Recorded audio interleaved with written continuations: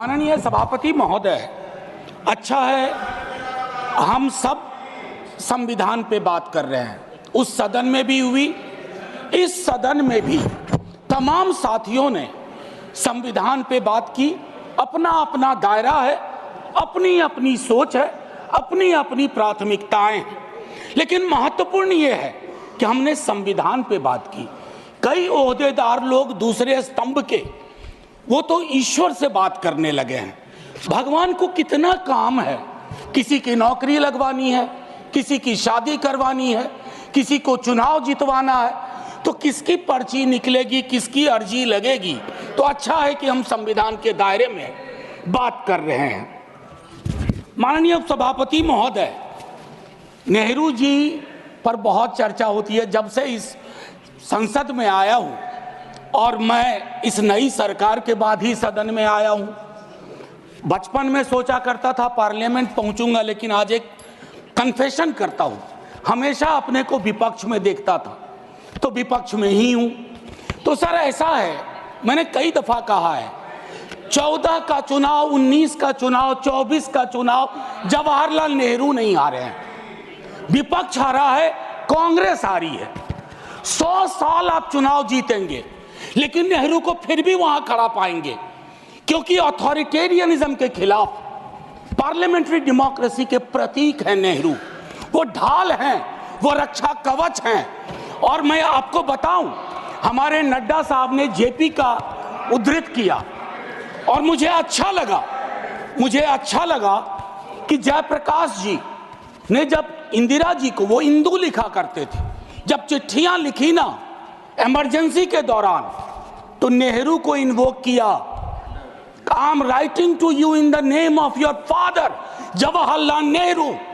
वो ऐसे व्यक्ति थे, जब उनकी आलोचना नहीं होती थी तो छद्म नाम से अपनी आलोचना स्वयं करते थे। तो मैं क्या कहूं, जयप्रकाश जी का कश्मीर पर जो नेहरू जी को चिट्ठी थी या इंदिरा जी को चिट्ठी थी, अगर वो चिट्ठी आज मनोज कुमार झा अपने नाम से कॉपी पेस्ट करके लिख दे, तो सर शाम तक मैं टेलीविजन डिबेट में विलेन बन जाऊंगा। मेरे पर यूएपीए लगे ना लगे, सांसद हूं शायद ना लगे, लेकिन बहुत तरह की तोहमत लगेगी। सर एक आवश्यक बात, हम महापुरुषों की जन्मतिथि, पुण्यतिथि पर माल्यार्पण वाले दुनिया के नंबर 1 देश हैं। इतनी पुष्प वर्षा करते हैं जन्मतिथि और पुण्यतिथि पे, लेकिन सर वो तिथियां इस बात की भी होती है कि हम अपनी चुनौतियों को स्वीकार करें। अगर हम संविधान दिवस मना रहे हैं, क्या फ्रीडम के बारे में नहीं बात होनी चाहिए?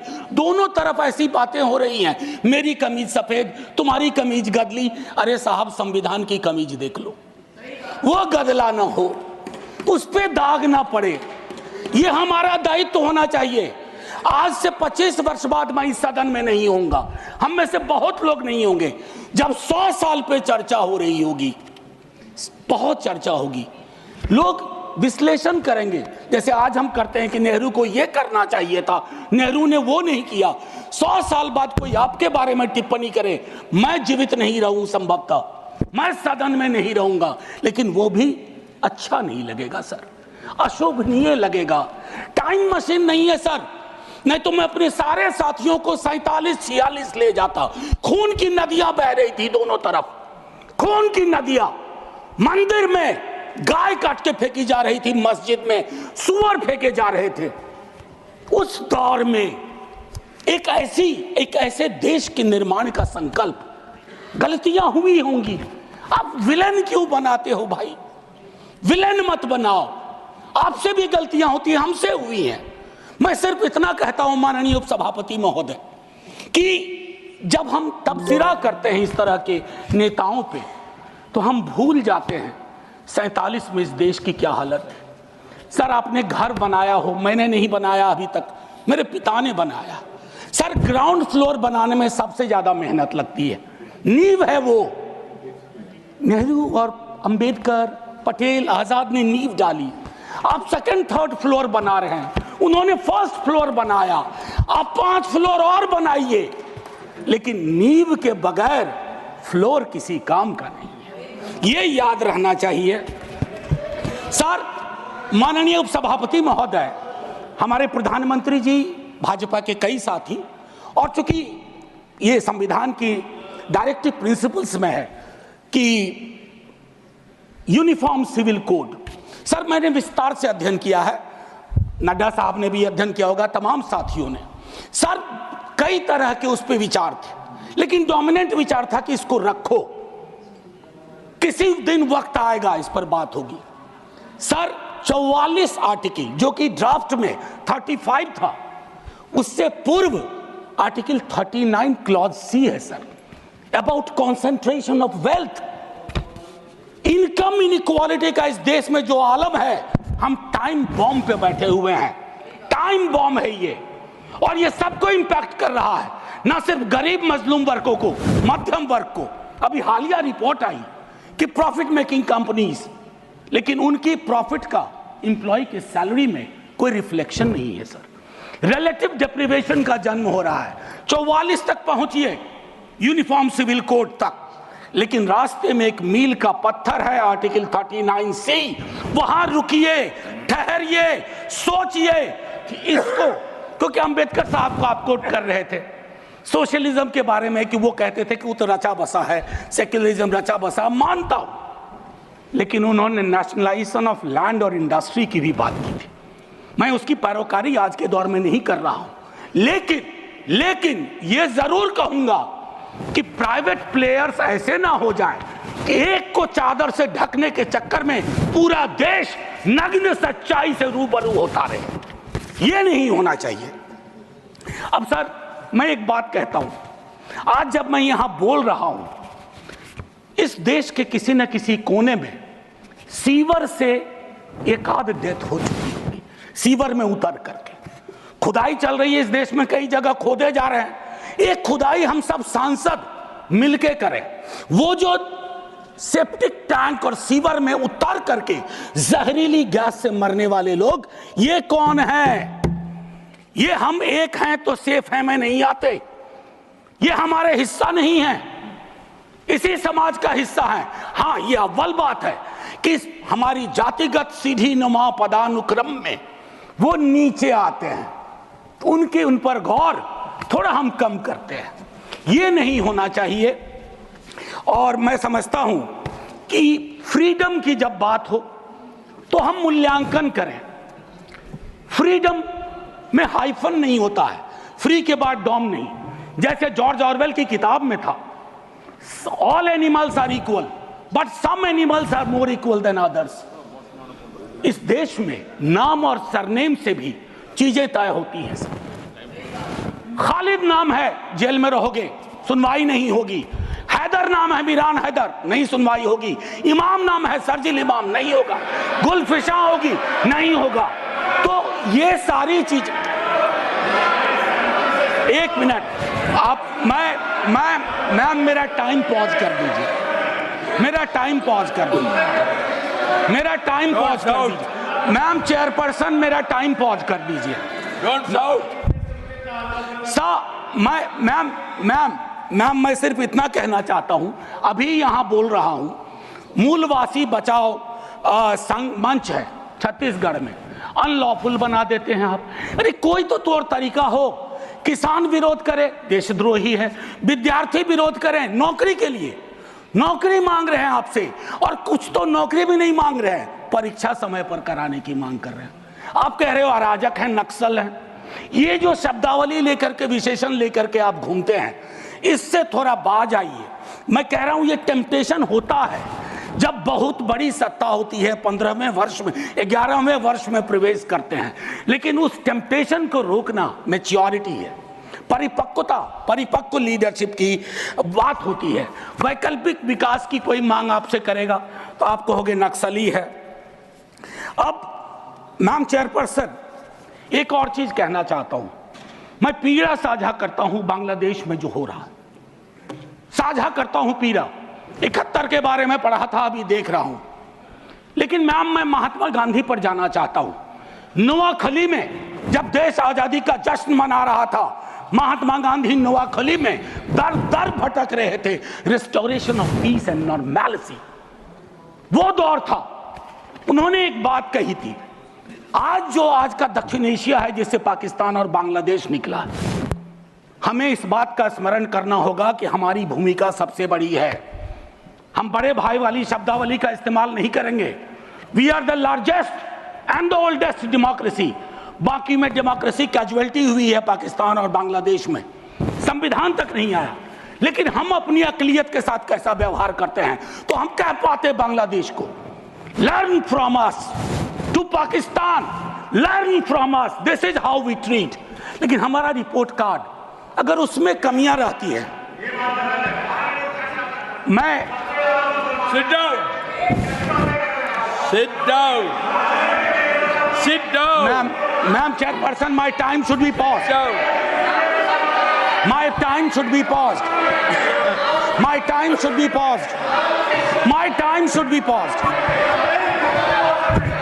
Honorable members. मैम, एक चीज मैं एक चीज कहना चाहता हूं। अंबेडकर साहब को कोट किया गया, अंबेडकर साहब को कोट किया गया, और एक मिनट किसी की भावना आहत हुई है तो मैं वापस लेता हूं। It is primarily a mode of, सुनिए, it is primarily a mode of associated living. Democracy is not simply a form of living, form of government.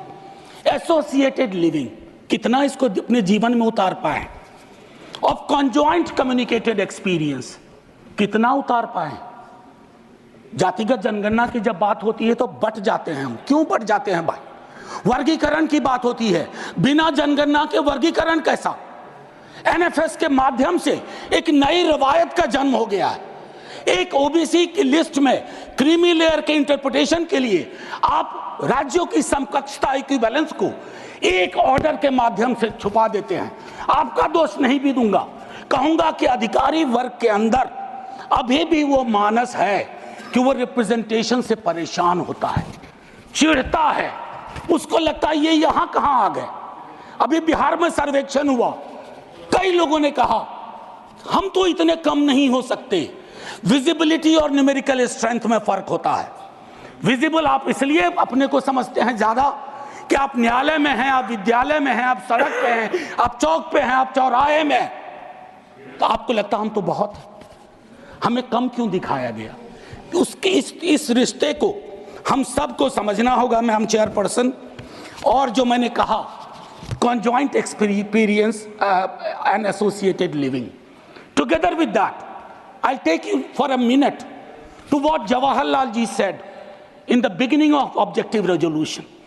उन्होंने कहा, और मैं हिंदी में तर्जुमा करता हूं, कि आज जब मैं यहां खड़ा हूं तो 5000 साल का अतीत मेरे सामने खड़ा है। मैं अभिभूत भी हूं, लेकिन मेरी चिंताएं भी हैं। इन चिंताओं और अभिभूत होने के बीच किस तरह के राष्ट्र का हम निर्माण करेंगे इस संविधान सभा के माध्यम से, मैं इस चुनौती को स्वीकार करता हूं अपने साथियों के साथ। और देन ही mentioned oath of tennis court.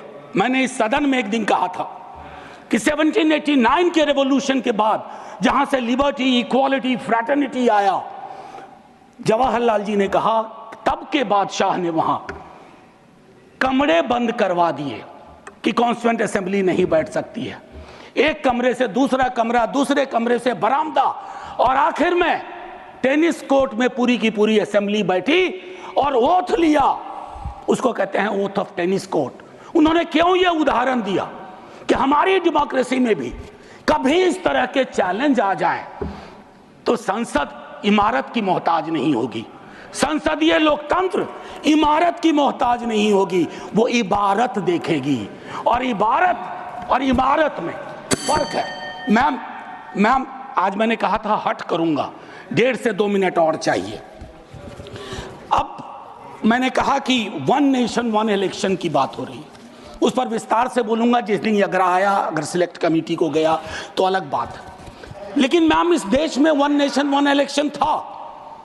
Nadda साहब ने कहा, मैं मानता हूं, कई दफा क्या होता है जब आप कोट करते हैं, हमारी यूनिवर्सिटी में कहते हैं कि सेमी कोलोन के बाद किसी को कोट मत करो, उसको हम लोग कहते हैं पुअर साइटेशन, कि किसी को कोट किया। जैसे आपको उदाहरण के लिए मैम 30 सेकंड में कि मार्क्स ने कहा religion is the opium for masses, ऐसा कभी नहीं कहा मार्क्स ने।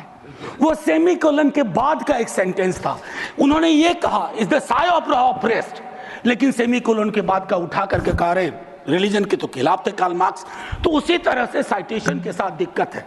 मैं सिर्फ इतना कहना चाहता हूं, वन नेशन की वो साइकिल टूटी थी, वन नेशन वन इलेक्शन की साइकिल 60s मिड 60s में टूटी।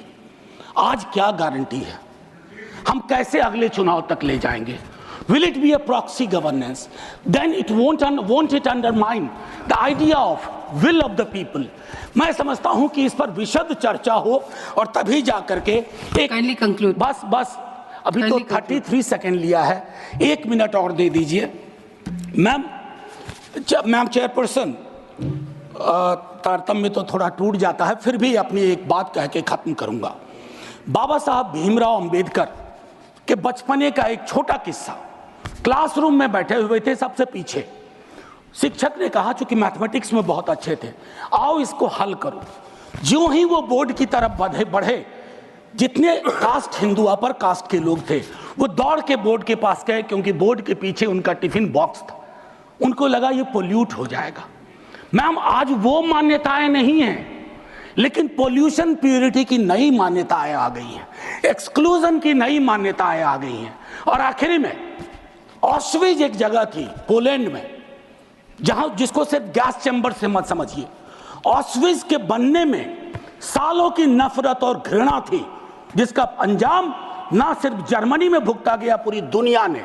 तो ये नफरत घृणा, इस पर लगाम लगे ना तो हर मोहल्ले में ऑस्विज होगा। और आखिर में मैम, मैं आज जद पे अगर हूं, निशाने पे, मैं आज जद पे अगर हूं तो बदगुमान न हो, चिराग सबके बुझेंगे, ऐसी हवा किसी की नहीं होती। शुक्रिया मैम, जय हिंद।